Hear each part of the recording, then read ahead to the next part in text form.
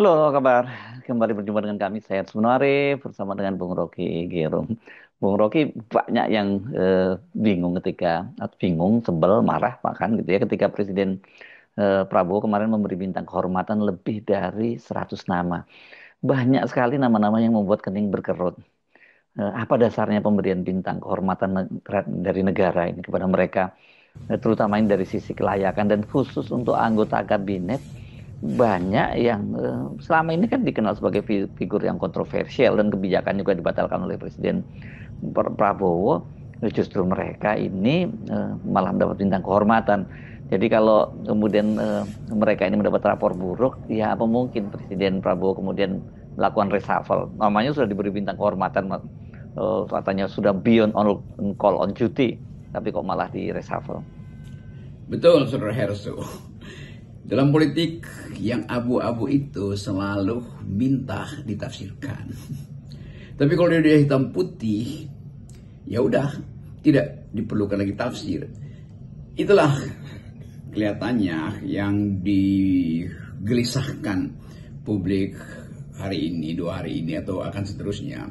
Ketika sejumlah nama atau bahkan puluh ratusan nama diberi tanda kehormatan negara oleh Presiden Prabowo. Ada nama-nama yang layak, ada nama-nama yang tidak layak, ada nama-nama yang dipertanyakan. Jadi kita mau lihat sebetulnya yang disebut nobility itu, the nobleness, artinya kehormatan itu sesuatu yang unik, sesuatu yang sempurna hanya bisa diberikan pada seseorang atau satu kelompok yang melakukan tugas biasa disebut beyond the call of duty, melampaui tugas dia tuh. Nah, itu penanda bahwa seseorang dihormati karena dia melakukan hal yang sebetulnya bukan tugas dia, tapi dia lampaui tugas itu dan dia ambil risiko dengan mengambil tugas itu tuh. Dia tidak mementingkan dirinya sendiri, dia mementingkan the other, seorang lain itu, supaya yang lain itu memperoleh kebahagiaan. Jadi seseorang disebut pahlawan misalnya itu karena dia mengorbankan dirinya untuk kesejahteraan, keadilan, dan kebahagiaan orang lain. Itu dalilnya tuh. Karena itu orang bertanya, yang disematkan tanda jasa, bukan tanda jasa, tanda kehormatan oleh Pak Prabowo, oleh Presiden itu, apakah layak di dalam kualifikasi yang dimaksudkan oleh prinsip kehormatan? Nah, itu kita tinggalkan itu sebagai pertanyaan, dan pertanyaan itu akan disambungkan dengan pertanyaan berikutnya, misalnya, kalau begitu akan ada reshuffle apa tidak? Kalau begitu apakah Presiden Prabowo bisa mengambil jarak dari kekuasaan sebelumnya, dari kepentingan sebelumnya? Kalau begitu apakah Presiden Prabowo memperoleh informasi yang sempurna sehingga daftar itu tidak perlu dipersoalkan oleh publik? Jadi kalau daftar itu akhirnya beredar luas, orang-orang yang disebut kontroversial justru mendapatkan tanda kehormatan negara, itu penanda bahwa ada yang mengedit mungkin atau tidak mengedit, atau bahkan mengumpankan isu itu ke publik untuk ya, sedikit ketegangan politik atau upaya untuk mungkin testing the water, kalau nama-nama itu disebut kontroversi apa enggak. Tapi itu sudah terjadi hitam putih, akhirnya tuh orang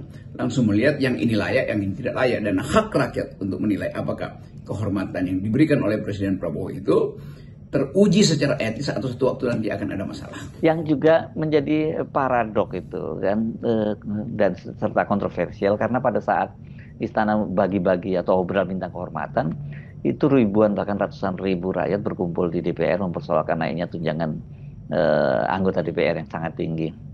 Bahkan isu pemberian tanda kehormatan itu jadi kontroversi atau makin kontroversial karena berlangsung bersamaan real time dengan demonstrasi di depan DPR tuh, yang kemudian menimbulkan kerusuhan.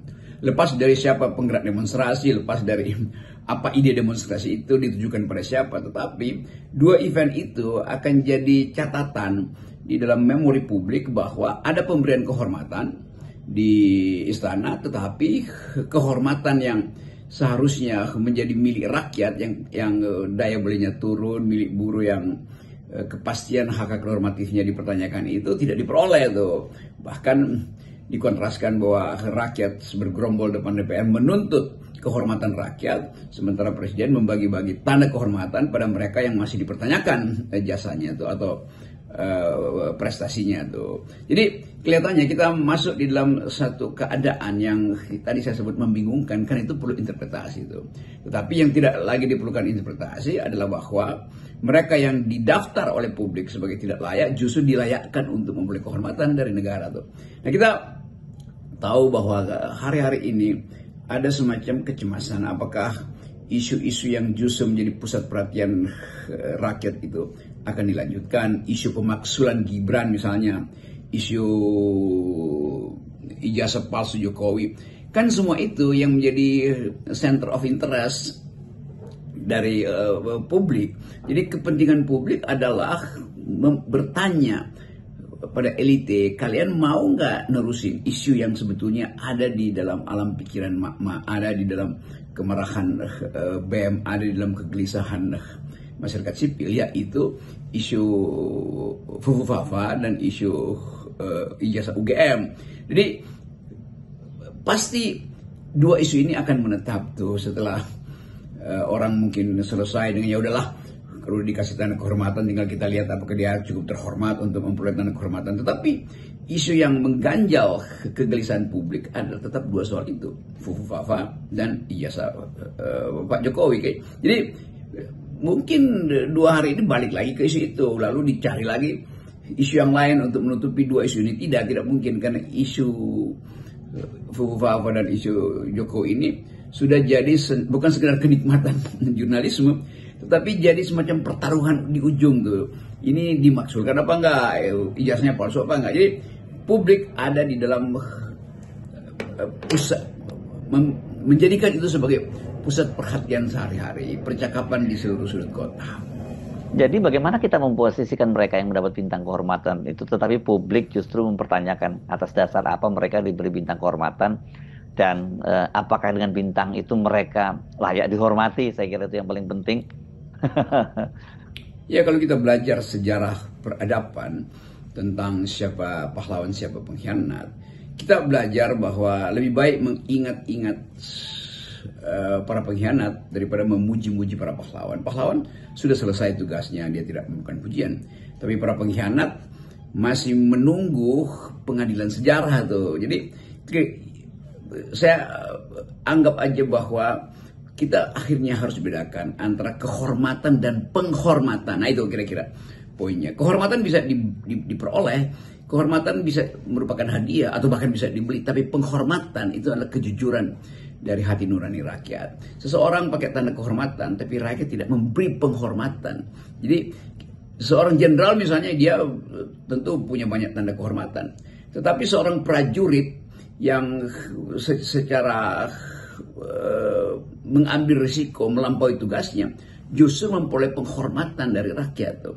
Jadi kita tahu bahwa etika kehormatan itu dasarnya adalah pengorbanan yang betul-betul tulus, pengorbanan yang betul-betul otentik gitu, bukan pengorbanan yang direkayasa hanya untuk dapat pujian.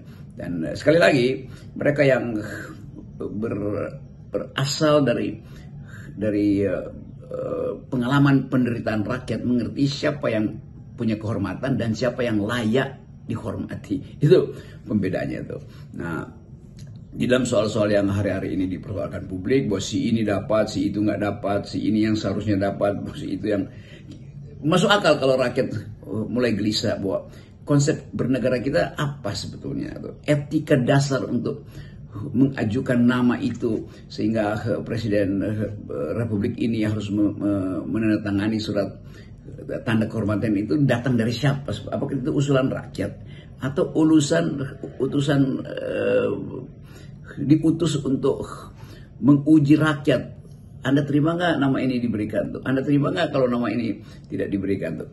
Jadi sekali lagi kita jadikan aja ini sebagai diskurs untuk menguji apakah cukup kehormatan itu diabadikan melalui tanda, atau kehormatan itu adalah perbuatan yang sebetulnya ditandai dengan baik oleh penerimaan hati nurani rakyat. Di situ kita renungkan sekali lagi bahwa kehormatan adalah tanda fisik yang diberikan oleh negara, tapi penghormatan itu harus datang dari pengakuan dan kesediaan rakyat untuk memberinya. Jadi penghormatan diberikan oleh rakyat, kehormatan bisa dijadikan sekedar hadiah dari negara. Tentu yang lebih otentik adalah penghormatan yang diberikan oleh rakyat. Jadi dengan atau tidak memiliki bintang kehormatan sesungguhnya tidak menentukan seseorang itu layak dihormati atau tidak. Banyak orang yang tidak pernah mendapat bintang kehormatan tetapi di depan publik sebenarnya dia punya posisi yang sangat-sangat terhormat, bahkan jauh lebih terhormat dibandingkan mereka yang punya banyak bintang-bintang di dadanya. Ya betul Bung Hersu. Pada akhirnya kita mesti simpulkan bahwa kehormatan itu dasarnya adalah pengakuan dari masyarakat terhadap sesuatu atau seseorang yang tanpa dia sadari atau bahkan karena dia sadari mengandung risiko, dia ambil tugas itu. Dengan kata lain, itulah definisi seorang negarawan. Jadi kehormatan dan penghormatan justru diberikan pada negarawan, bukan pada politisi. Politisi itu tidak boleh atau tidak masuk akal kalau politisi diberi tanda kehormatan itu. Kenapa? Karena setiap 5 tahun dia bisa membatalkan kehormatannya. Setiap kali ada isu korupsi, maka seorang politisi itu gemetar. Jangan-jangan dia pada akhirnya sebetulnya harus mengembalikan tanda kehormatan dia pada negara tuh. Karena itu prinsipnya sederhana tuh. Kehormatan itu diberikan pada mereka yang di dalam kondisi etika bernegara, seseorang itu diberi kehormatan karena dia mempraktekkan modus kenegarawanan, dan dia itu tidak perlu pejabat publik. Setiap orang yang menyebut diri negarawan sebetulnya karena dia sudah selesai dengan pujian, karena dia sudah selesai dengan segala macam intrik, segala hal yang membuat dia merasa hanya ingin mengabdi pada negara tuh. Sekarang pertanyaannya, apakah mereka yang di dalam daftar itu, siapa saja yang memang jujur mengabdi pada negara, siapa yang mengabdi pada negara untuk kepentingan kelompok, dan siapa yang sebetulnya sedang merusak negara. Jadi itu kira-kira dimensi yang perlu dipersoalkan hari-hari ini berkenaan dengan pemberian tanda kehormatan. Sekali lagi, siapa yang layak dapat tanda kehormatan? Pertanyaan rakyat adalah siapa yang sudah berbakti secara jujur untuk negara, siapa yang sedang berupaya untuk mendekati kekuasaan melalui fasilitas negara, dan siapa yang sebetulnya sedang merusak negara. Itu intinya. Salam akal sehat. Salam akal sehat.